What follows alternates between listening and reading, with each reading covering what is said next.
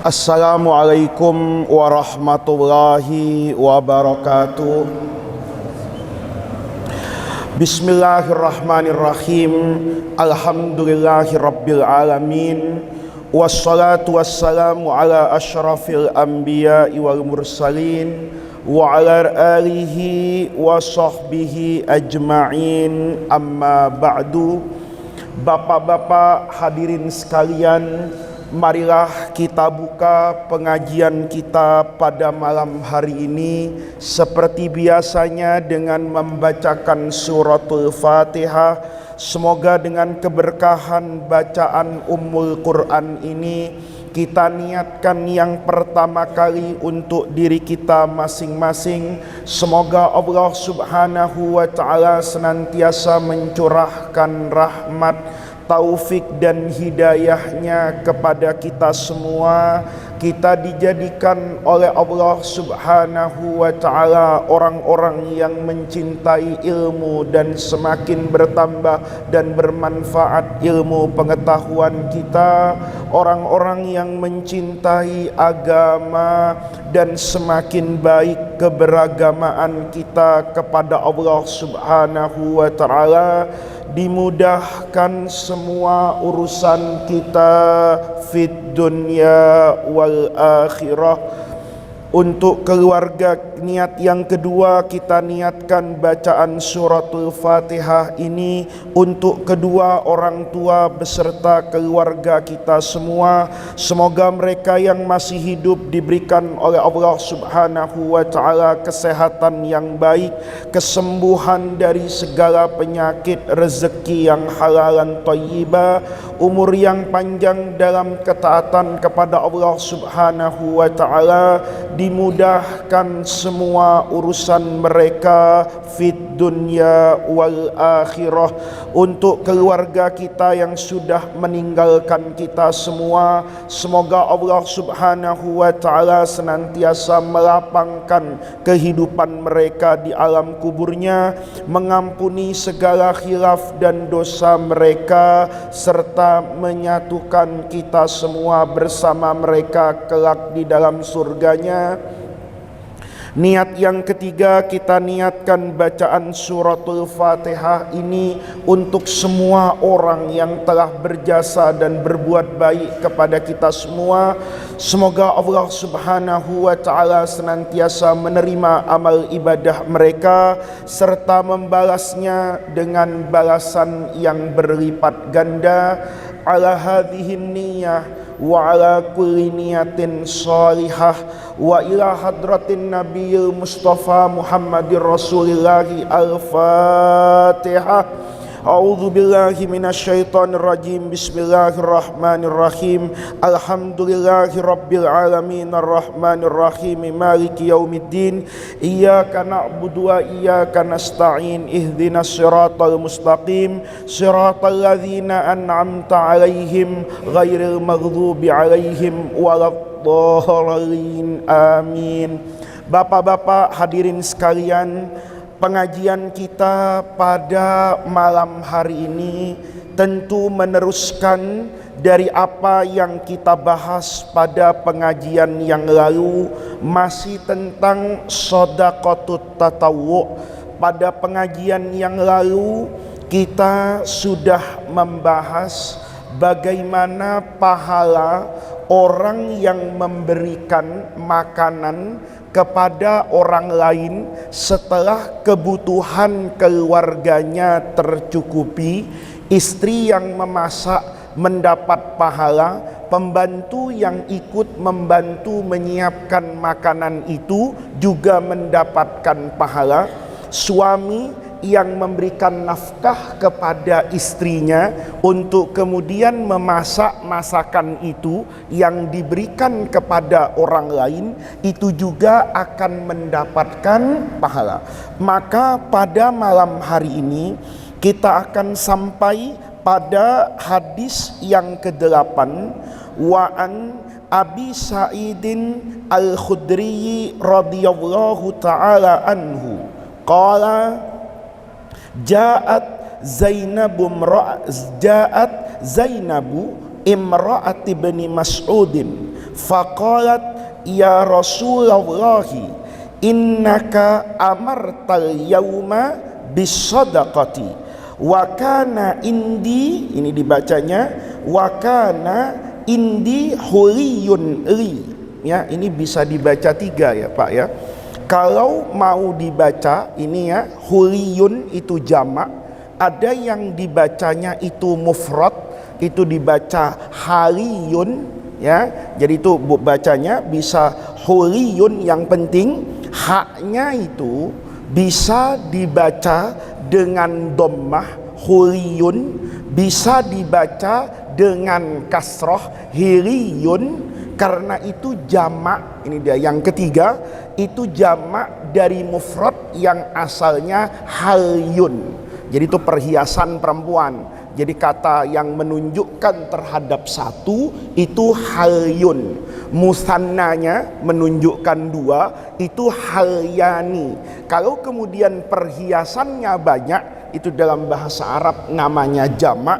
Kata-kata dari halyun tadi itu dijamakkan menjadi huliyun dan dijamakkan dengan hiliyun. Jadi itu dikasih tanda saja. Wakana indi, itu kalau yang ada harokatnya itu rata-rata ditulis huliyun. Kalau tidak ada harokatnya boleh dibaca wakana indi hiliyun li. Fa'aradtu an atasaddaqa bihi faza'ama ibnu Mas'udin annahu wa waladahu ahaqqu man tasaddaqtu bihi alaihim. Faqala an-nabiyyu sallallahu alaihi wasallam sadaqa ibnu Mas'udin zawjuki wa waladuki ahaqqu man tasaddaqti bihi alaihim. Rawahu al-Bukhari. Hadis ini adalah hadis yang sahih, diriwayatkan oleh Imam Al-Bukhari dari sahabat Abu Sa'id Al-Khudri radhiyallahu taala anhu, di mana beliau menceritakan Ja'at datang, siapa yang datang? Zainab. Zainab ini datang. Siapa Zainab itu? Imra'atu bani Mas'udin, istri dari sahabat Nabi Abdullah ibni Mas'ud. Jadi ini Sayyidina Abu Sa'id Al-Khudri sedang bersama dengan Rasulullah Sallallahu Alaihi Wasallam. Tiba-tiba datang Zainab. Zainab ini istrinya Abdullah ibni Mas'ud. Faqalat, kemudian Zainab ini berkata, bertutur di depan Rasulullah Sallallahu Alaihi Wasallam. Kata beliau Zainab ini, ya Rasulullah, wahai Nabi Muhammad, innaka sesungguhnya engkau amartal yauma, memerintahkan atau mengeluarkan perintah al yauma, hari ini, bisadaqah, untuk kita rajin-rajin bersedekah. Wakana indi, begitu engkau misalnya Nabi di pengajian atau Nabi di pasar atau Nabi di jalanan, ini kan tidak dijelaskan. Yang penting Nabi ngomong misalnya, ya ma'syaral muslimin tasaddaku, ayo orang-orang yang punya harta bersedekahlah kalian. Maka Zainab mendengar bahwa Nabi baru saja mengeluarkan himbauan, mengeluarkan perintah untuk bersedekah. Wakana indi, kata siapa ini? Zainab.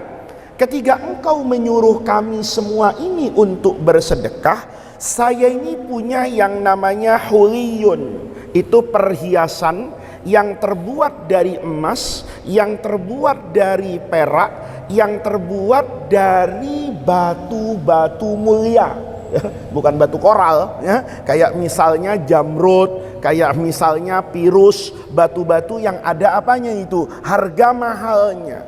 Kata Zainab, saya ini punya gelang emas, saya misalnya punya cincin apa ini, perak, ada mata berliannya misalnya, saya punya harta itu ya Rasulullah.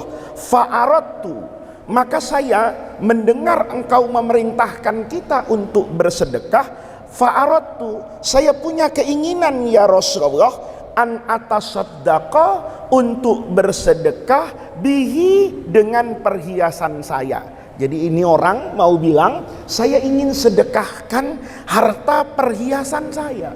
Begitu saya mau keluar rumah, ini misalnya kan bawa apanya ini, gelangnya, cincinnya, kalungnya, saya mau sedekah. Tiba-tiba saya ketemu dengan siapa ini? Suami saya, Abdullah ibni Mas'ud. Nanya suami saya ini, istriku mau kemana? Kata istrinya, saya mau menyedekahkan perhiasan saya. Faza'ama, karena diterangkan kayak begitu, za'ama di sini tuh maksudnya berpendapat, berpandangan. Siapa Ibnu Mas'ud? Sahabat Ibnu Mas'ud, suami saya itu berpendapat, annahu, bahwa beliau sendiri Ibnu Mas'ud, wa waladahu, dan anaknya. Jadi Abdullah bin Mas'ud ini punya anak bukan dari siapa ini? Zainab, ya. Jadi dia bawa anak ketika menikahi siapa ini? Zainab. Nah, kata suami saya, dirinya sendiri yaitu Ibnu Mas'ud, wa waladahu, dan anaknya itu ahakkuman, adalah orang yang paling berhak, tasaddaqtu bihi alaihim, untuk menerima sedekah saya. Orang yang paling berhak tasaddaqtu, untuk saya bersedekah, bihi, dengan perhiasan tadi, alaihim, kepada mereka berdua. Nih, jadi kata Abdullah ibnu Mas'ud, mau kemana kamu Zainab? Oh, saya mau ke Masjid Hayatul Islam. Mau ngapain? Mau menyedekahkan kalung saya. Kata Abdullah ibnu Mas'ud, loh Zainab, jangan ke Masjid Hayatul Islam. Saya suamimu dengan anak tirimu ini itu lebih berhak untuk mendapatkan apa ini? Sedekah yang mau kamu keluarkan. Kata Zainab, gimana? Bukannya lebih afdal saya sedekah kemana itu? Ke masjid misalnya. Kok saya harus sedekah kepada suami dan anaknya? Maka kemudian Zainab ini pergi menghadap siapa ini? Rasulullah. Di hadapan Rasulullah ada sahabat Abu Sa'id Al-Khudri yang meriwayatkan hadis ini. Faqala an-nabiyyu sallallahu alaihi wasallam, mendengar itu, ceritanya Zainab itu, maka Rasulullah kemudian bersabda, sodako, benar itu. Siapa yang benar? Ibnu Mas'ud. Pendapat suamimu ya itu benar, kata Nabi. Zaujuki, karena suamimu, wa waladuki, dan anakmu itu, ahakku, lebih berhak, mantasaddaqti bihi, adalah orang yang paling berhak kalau kamu mau bersedekah bihi, dengan hartamu, alaihim, kepada mereka. Nah, ini bapak-bapak, jangan kemudian dengar hadis besok istrinya dilarang sedekah ke masjid, ya, disuruh beli rokok buat suaminya, disuruh, daripada ke masjid mendingan beliin abang nasi padang gitu kan. Tidak begitu. Ini bapak-bapak, ini nanti ulama ini khilaf memahami hadis ini.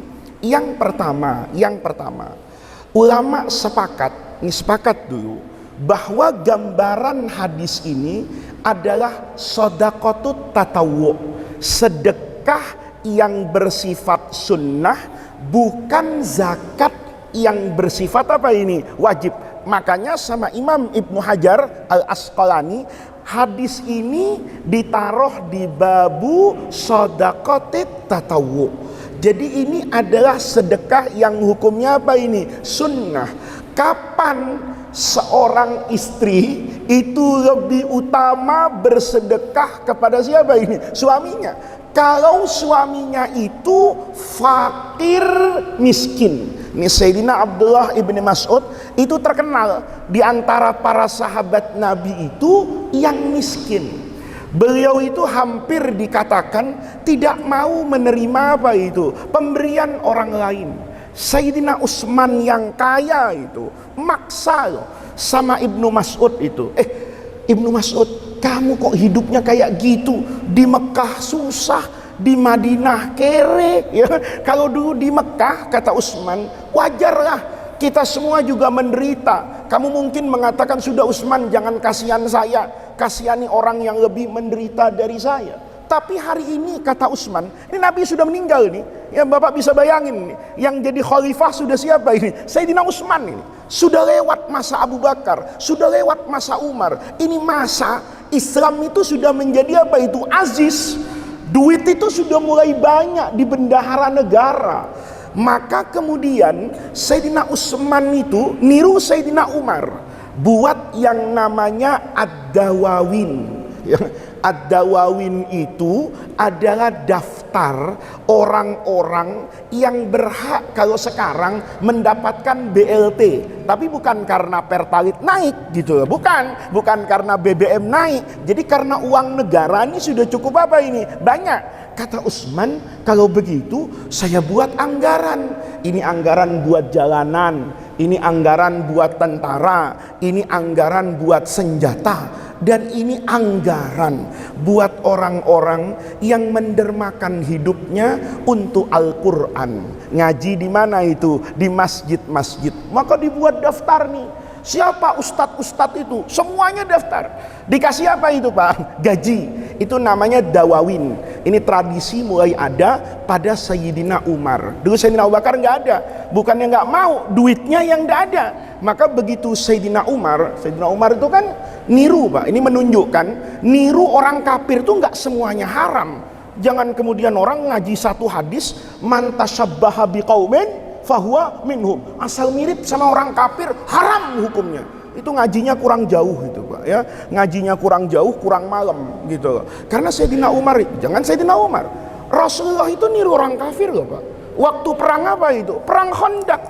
Perang Khandaq itu ketika Nabi memilih untuk bertahan di dalam kota Madinah. Kan ini perang besar Pak. Badar, Nabi keluar ke Badar. Uhud, Nabi keluar sedikit ke depan kota Madinah. Begitu perang Ahzab, ini final Pak, antara orang kafir dengan siapa ini? Rasulullah. Ini kata Abu Sufyan, udah terakhir nih, siapa yang hancur-hancur? Kata Nabi, ini nekat betul Quraisy ini, ngajak semua orang. Maka kata Nabi, kita bertahan sajalah, sudah di Madinah. Nabi buat pertahanan Pak. Salman yang bilang, ya Rasulullah, waktu saya di Persia, orang Persia itu penyembah api, pemegang keyakinan Ahura Mazda, dewa api itu. Kalau perang di dalam kota, kami ini menggali apa ini? Khandaq gitu. Jadi orang tidak usah rewel, kayak ada khotib pakai dasi, pakai jas rewel itu. Ini khotib kafir ini kan gitu. Itu tidak begitu cara kita beragama. Oh trompet itu haram, terus drum band tidak boleh misalnya. Waruat itu nantinya. Nah ini kata Nabi, oh begitu Salman. Iya, kalau gitu ayo kita gali apa ini? Parit. Sama dengan Sayyidina siapa itu? Umar meletakkan kalender Hijriyah itu, mencetak uang. Sayyidina Umar tuh orang yang pertama kali menerangi masjid dengan lampu tuh banyak, namanya Awlawiyatu Umar. Dan termasuk awwalu man dawwana ad-dawawin. Jadi Sayyidina Umar itu mulai membuat administrasi negara yang rapi. Dawana ad-dawawin itu bisa jadi kalau sekarang nomor induk kependudukan NIKS. Orang nih siapa namanya, misalnya kata Umar, oh Utsman. Utsman ini masuk Islamnya kapan? As-sabiqunal awwalun. Dicatat sama Utsman ini. Nanti keluarganya sendiri, misalnya Abu Sufyan, Bani Abdi Samsin ini, Bani Umayyah nanti ini masuk Islamnya kapan? Oh ini belakangan, dikasih nomor. Ini ngapain? Ngajar di Madinah. Ini ngapain? Oh ngajar di Yaman. Yang ini ngapain? Tentara, jaga di perbatasan. Itu semuanya dibuat apanya itu? Daftarnya, catatannya sama Sayyidina Umar. Maka Abdullah ibnu Mas'ud ini masuk catatan Pak. Ini kiai nomor 1 ini, ya kan? Ahlul apa ini? Ahlul Quran. Sayyidina Abdullah ibnu Mas'ud itu orang yang pertama kali baca Quran terang-terangan depan Ka'bah. Itu Abdullah bin Mas'ud itu begitu masuk Islam itu seneng banget Pak dengerin Quran, indah. nanya sama Rasulullah, ya Rasulullah, akunna ala hakim, kita ini bener apa enggak sih? Agama kita kan agama yang benar ya Nabi ya. Iya. Quran ini kan Quran yang benar ya Nabi ya. Iya. Falimal khofa. Kenapa Qurannya kok enggak kita teriakkan saja? Kata Nabi, jangan Ibnu Mas'ud, nanti kamu celaka. Kata Ibnu Mas'ud, tapi Quran bener kan ya Rasulullah? Bener, beneran Pak. Dia baca di depan apa ini? Ka'bah. Udah kayak tablik akbar di Cipinang, ya kan? Terang-terangan, digebukin Pak. Semakin digebukin, semakin merdu bacaannya. Kalau sekarang enggak, semakin digebukin, minta amplopnya semakin tebal. Kalau ini semakin digebukin, semakin apa ini? Baca ini. Itu Abdullah bin Utsman tuh ingat Pak. Maka ditaruh ini grade gaji nomor 1 ini. Maka datang itu Khalifah Utsman itu, langsung datang. Bukan nyuruh menteri keuangan, apalagi lurah, camat, enggak, datang. Khalifatul Rasulullah ini datang. Kata dia, ya Ibnu Mas'ud, hak kamu. Ini Umar nih, Utsman nih karena duit waktu itu negara, APBN-nya surplus Pak. Duitnya banyak. Karena duitnya banyak, kata siapa? Utsman, Ibnu Mas'ud, gajimu tuh enggak saya hutang mulai sekarang, enggak saya hitung mulai sekarang. Hitung mulai kapan? Mulai dulu. Saya ngitung-ngitung lah, sebelum Nabi itu seandainya kamu digaji, jadi ini gajinya mau diapakan Pak? Dirapel. Kalau saya itu amplopnya dirapel 30 tahun, Masya Allah, saya akan bilang, wa mayyattaqillah yaj'al lahu makhraja wa yarzuqhu min haitsu la yahtasib. Keluar ayat Qurannya. Ibnu Mas'ud tuh diem Pak. Mukanya itu tidak menunjukkan orang yang apa itu, yang senang. Kata Utsman tuh, ngitung dulu Utsman tuh pakai kalkulator. Ini dulu tahun pertama nih zaman Nabi nih, ya udahlah gajinya sedikit lah, 100. Tahun kedua 200 masih di Mekah. Begitu sampai tahun ke-20 di Madinah, kata Utsman, gajimu udah 1 miliar ini. Kata Ibnu Mas'ud, ya Khalifata Rasulullah Utsman, ngapain sih kamu ngitung-ngitung amplop saya? Atakhsha minnil faqra, kamu takut ya saya itu jatuh miskin? Ibnu Mas'ud prinsip nih Pak. Kata Utsman, ya iyalah, wong hidupmu tuh kan susah, sekali-kali lah terima uang ini. Enggak. Kata siapa ini? Kata Ibnu Mas'ud, saya dulu diajarin sama Rasulullah Shallallahu Alaihi Wasallam. Kata Nabi, siapa yang baca suratul Waqiah setiap malam, lam tusibhul faqatu, dia tidak akan pernah merasa miskin. Ingat Pak ya, pernah merasa miskin, bukan kaya. Nah, ini kita ini baca Waqiah kepengen Allah, wah kan begitu tuh istilah sekarang ya, melihat rumah bagus waqiahin aja, nah, gitu kan, ngelihat mobil bagus waqiahin saja. Enggak, kata Nabi, lam tusibhul faqah, orang itu tidak akan merasa kebutuh kecuali saat dia butuh rezekinya ada. Ini Pak, beda Pak. Kalau kita bukan itu yang kita minta, yang kita minta serakah gitu. Kepengen punya duit 100 miliar, kepengen punya rumah 20, kepengen punya mobil 100. Itu yang kemudian kita waqiain, bukan. Kata Nabi, orang yang rajin baca Waqiah tiap malam, hatinya tuh dicukupkan Pak. Dicukupkan itu artinya ndak harus kaya, tapi merasa cukup. Nih, ditolak itu. Nah, karena ditolak, hidupnya itu apa itu? Sederhana. Nah, sekarang ini siapa ini? Istrinya. Istrinya kebetulan apa ini? Kaya, punya duit. Kata Abdullah bin Mas'ud, daripada kamu sedekah yang jauh, saya ini juga berhak untuk mendapatkan apa ini? Sedekah. Nah, ini kemudian dibenarkan oleh Nabi. Nabi katakan sodako. Kenapa sodako? Karena sesuai dengan hadis yang nomor 6 kemarin itu, nomor 6. Hadis Abu Hurairah itu, ketika Nabi bersabda, wabda biman ta'ul, yang paling dekat itu lebih utama untuk diberikan apa ini? Sedekah. Itu kan sama Pak dengan pengajian saya 2 minggu yang lalu. Jangan sampai orang itu dermawan ke masjid, jangan sampai orang itu dermawan kalau maulid Nabi, tapi anaknya dipaksa suruh puasa Daud. Paham? Ya, anaknya suruh puasa apa ini? Daud. Kenapa? Wah, BBM mahal. Kita harus hidup apa ini? Hemat. Tapi nanti nyumbang maulid di Hayatul Islam 100 nampan.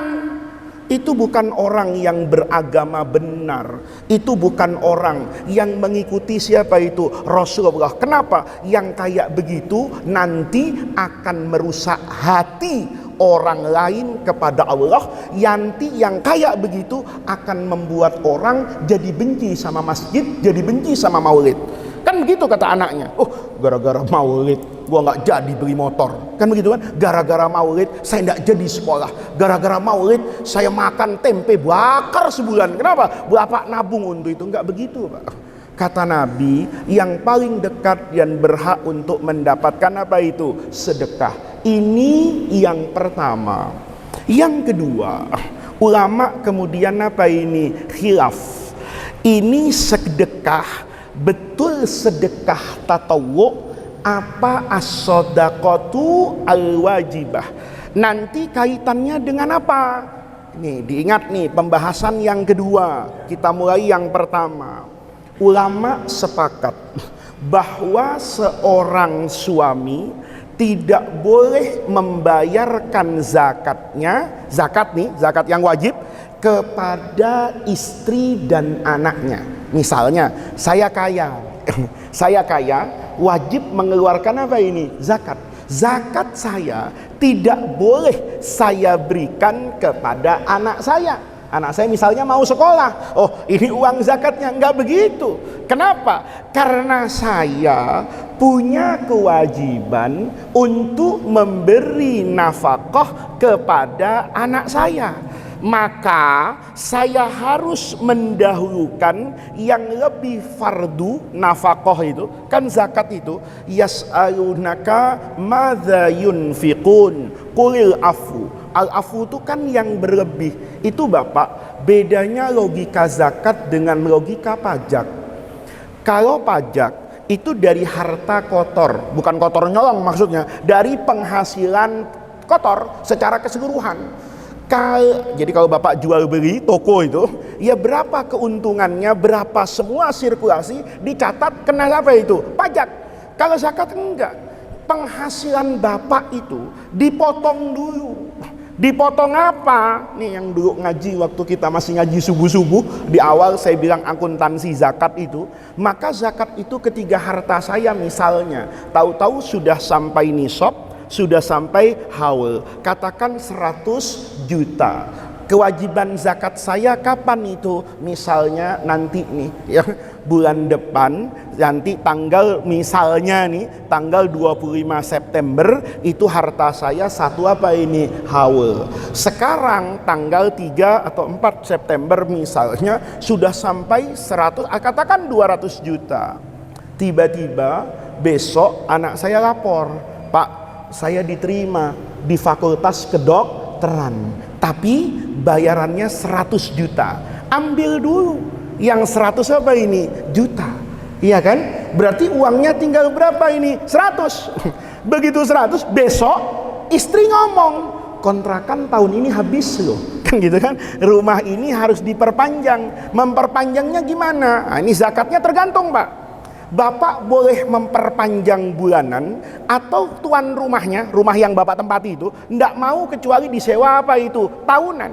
Kalau harus disewa tahunan, maka ya sudah, bayarkan biaya hidup Bapak untuk apa itu? Setahun ke depan. Misalnya kontrak rumahnya jadi 20 juta. Sekarang uangnya tinggal berapa itu? 80. Potong lagi cicilan motor bulan itu. Potong lagi, lihat. Nih, masih satu nisab enggak?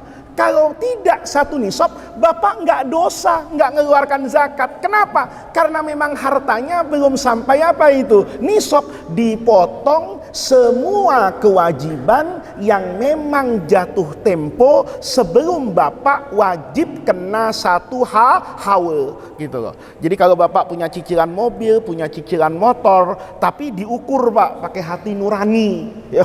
Kalau cicilan mobil yang ke-12 ya enggak gitu loh. Tapi cicilan mobil yang Bapak pakai, mungkin kalau anaknya ada, anaknya punya mobil, cicilannya untuk kuliah, motornya, potong itu semua. Itu namanya apa itu? Zakat.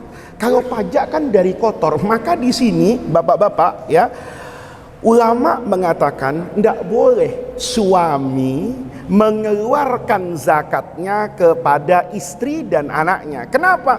Karena istri dan anak itu nafkahnya kewajiban siapa? Suami. Toh kalau nanti dia mengeluarkan nafkah dulu, kan dia dapat pahala. Pahala apa? Memenuhi kewajibannya sebagai siapa ini? Suami. Itu yang pertama, Pak.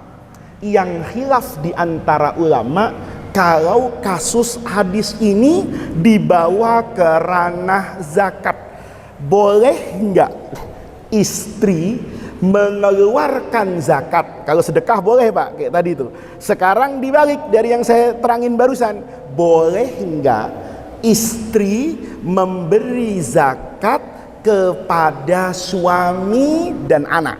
Nih, yang gampang dulu.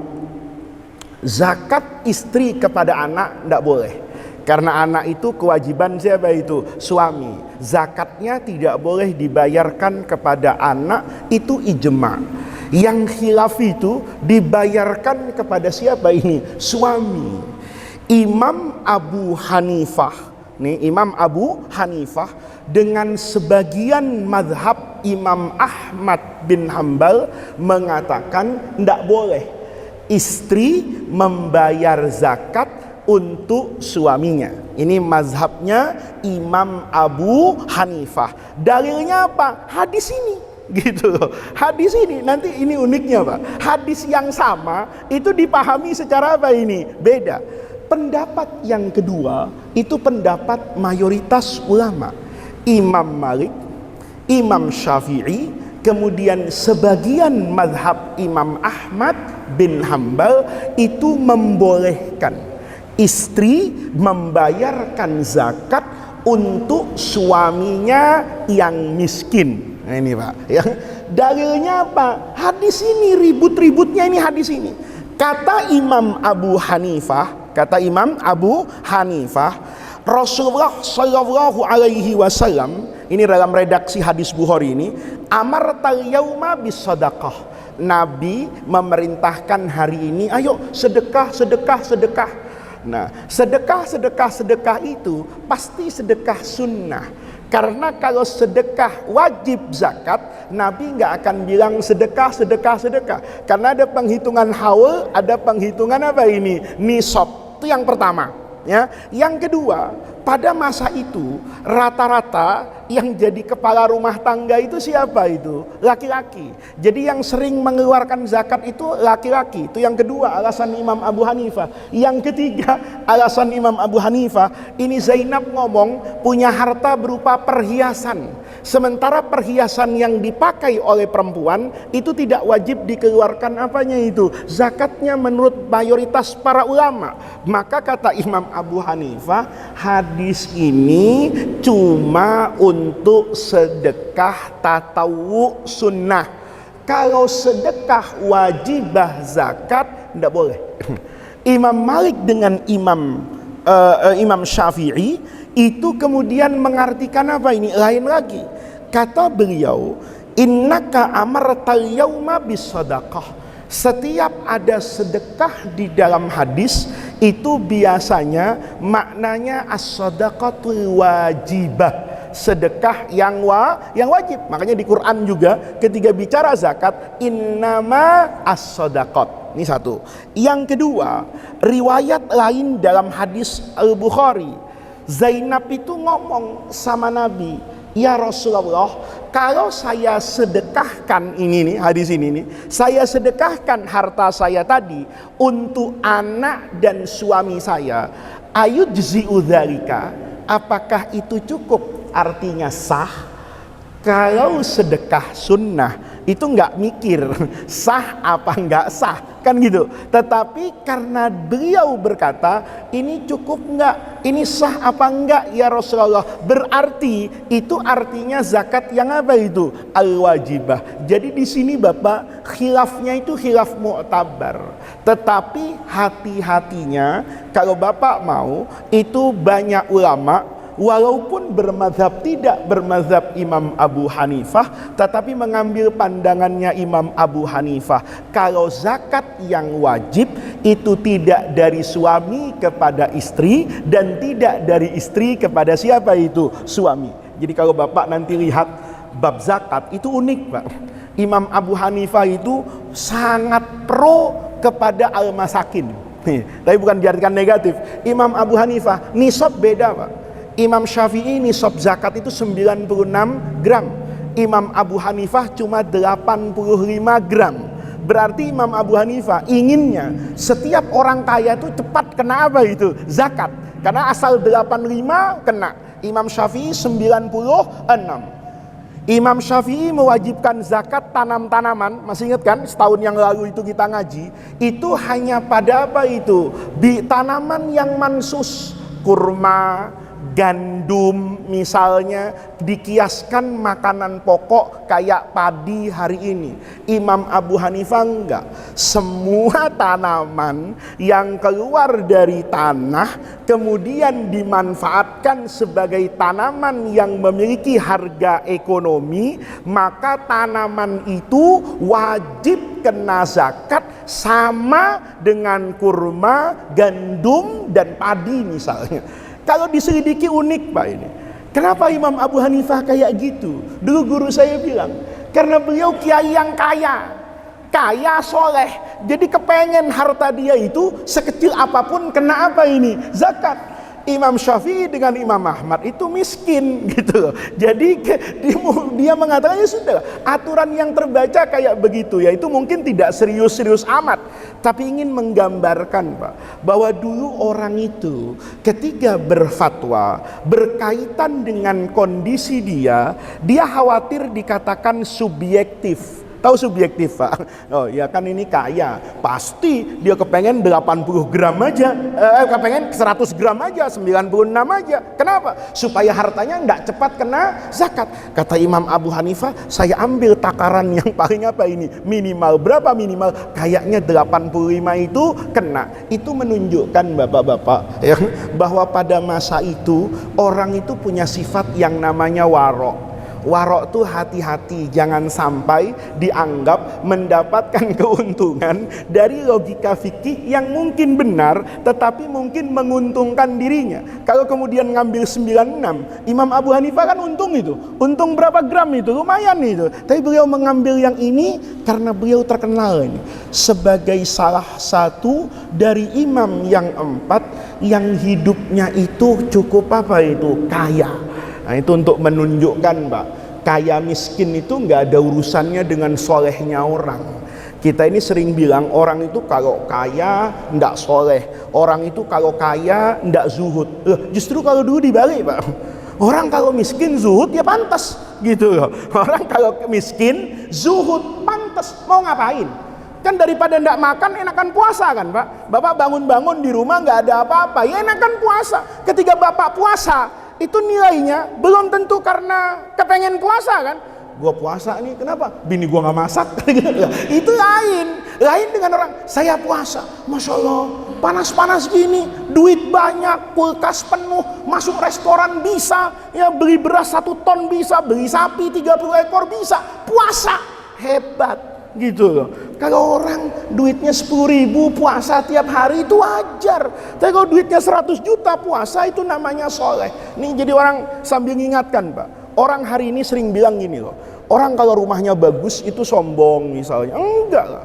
Kata siapa orang yang rumahnya bagus itu sombong? Bisa jadi dia nilai rumahnya bagus itu ingin menunjukkan rasa syukurnya kepada siapa itu? Kepada Allah. Yang penting rumah itu kan tidak masuk ke dalam hatinya. Cuma ada di dalam apa itu? Tangannya.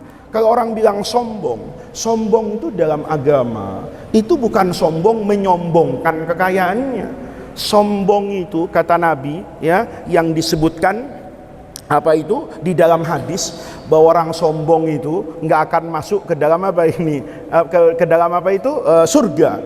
Itu bukan berarti sombong dalam pengertian kita. Sombong itu apa kata Nabi? Batorul haq, orang yang nggak mau dengar kebenaran. Ini bahasa Jawanya ngeyel, sudah salah dikasih tahu ngebantah pokoknya. Nah, itu namanya apa itu? Itu yang kata Nabi, itu nggak akan masuk ke dalam apa ini? Surga. Adapun orang bajunya bagus tapi sedekahnya lancar, adapun orang bajunya bagus misalnya zakatnya lancar, itu boleh jadi bagian dari keimanannya. Alhamdulillah saya bisa beli baju yang bagus, alhamdulillah saya punya rumah yang bagus, alhamdulillah toko saya itu besar, tetapi kemudian kebesaran tokonya itu tidak melupakan bahwa itu cuma titipan Allah, bahwa di sana ada perintah Allah untuk membahagiakan orang lain. Ini yang bisa kita bahas terkait dengan sodakotut tatawu. Jadi Bapak kalau sudah bicara yang sunnah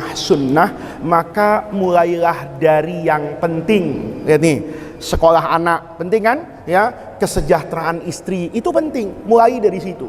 Kita ini sekarang dalam beragama kadang-kadang yang diributin tuh yang tidak penting ya. Yang penting-penting itu nggak diributin gitu loh. Yang sekarang ini nanti presidennya siapa ya? Wow, orang ribut semuanya. Ketua partai bukan ya kan, menentukan suara enggak, setiap hari mikirin itu aja. Samboni kemana? Oh gitu kan. Tapi lupa dengan pendidikan anak. Tapi lupa dengan doa panjang ketika sholat. BBM naik marah-marah seharian tidak selesai. Padahal itu juga tidak akan menyelesaikan apa itu masalah. Kenapa enggak niru Nabi Yakub misalnya, innama ashku basi wa husni ilallah. Saya sekarang misalnya ngamuk-ngamuk di atas mimbar soal BBM, apa kemudian merubah wajah negeri ini? Enggak ada. Yang ada malah Bapak rugi, mestinya ngaji Bulughul Maram jadi ngaji Pertalite kan gitu tak? Kewajiban saya, kewajiban politisi itu bergerak. Kewajiban politisi itu ngomong di DPR. Kewajiban teknokrat, ahli ekonomi itu berdebat. Pemerintah ini jujur apa bohong, itu tugas mereka. Tugas saya ngajak bapak-bapak nanti malam sujud yang panjang. Innama ashku basi wa husni ilallah wa a'lamu minallahi ma la ta'lamun. Orang ngapain sih ribut sekarang seharian ya, WhatsApp nggak selesai-selesai. Itu Puan ke Hambalang itu, nanti koalisinya gimana. Saya bilang, lo calon DPR bukan menentukan suara, enggak. Kenapa enggak dipakai saja sujud kepada Allah? Ya Allah, jadikan negeri ini negeri yang baik. Ya Allah, berikan hidayah pemimpin kami, pemimpin yang baik. Jangan kemudian memaki-maki Indonesia. Saya bukan membela siapapun. Presiden boleh ada dan boleh pergi. Hari ini Menteri A yang berkuasa, mungkin besok Menteri B yang berkuasa. Tapi Indonesia ini harus tetap ada. Indonesia ini harus aman. Kalau Indonesia nggak aman, ribut terus, memang bisa ngaji hari ini? Nggak bisa ngaji, Pak. Memang bisa sholat tahajud dengan tenang? Enggak. Ada yang kewajibannya marah-marah di DPR. Ada yang kewajibannya nulis di media sosial berbasis ilmu yang terstruktur secara benar. Kalau saya ngomong ekonomi, kalau saya ngomong harga BBM, ilmunya dari mana? Kan ilmu kira-kira, ilmu katanya, ilmu dengan semangat kemarahan atau kebencian. Tetapi kalau saya mengajak bapak-bapak, kita semua bersedih. Kenapa tidak bersedih? Karena besok pagi pasti harga tempe berubah, ya, harga tahu bulat berubah. Itu pasti, Pak. Pasti besok itu harga-harga akan apa ini? Berubah. Naik taksi pasti berubah. Semua itu berubah, Pak. Pasti besok pagi. Kenapa enggak kita kemudian apa ini? Berdoa. Allahumma inni ashku basi wa husni. Saya ini ya Allah sedih banget. Kenapa masalah bangsa itu enggak selesai-selesai? Coba Bapak lihat. Yang kita teriakkan hari ini, ada yang baru enggak? Ada yang baru enggak? Enggak ada. Semua orang protes BBM mahal. Perasaan dulu waktu saya kecil zaman Pak Harto, orang juga ribut BBM mahal. Lapangan pekerjaan sulit. Dari dulu juga teriaknya itu, oh pemerintah itu tidak adil. Dari dulu memang ada yang adil. Oh pemerintah itu bangun hukum nggak beres. Memang dari dulu ada hukum yang beres, nggak ada. Sama semua. Tapi masalahnya kok nggak selesai-selesai. Jangan-jangan memang kita yang nggak beres juga jadi rakyat. Kadang-kadang kalau ngelihat bupati ya ditangkap KPK, kita bilang maling. Tapi proposal maulid kita nggak dibantu, dibilang bupati pelit kan gitu kan. Itu kadang-kadang kita harus mikir. Kalau ada pejabat datang ke masjid sini ndak bawa duit, dimaki-maki, pelit lo, giliran ditangkap, maling lo gitu loh. Nah, jangan-jangan kita nggak beda jauh dari itu.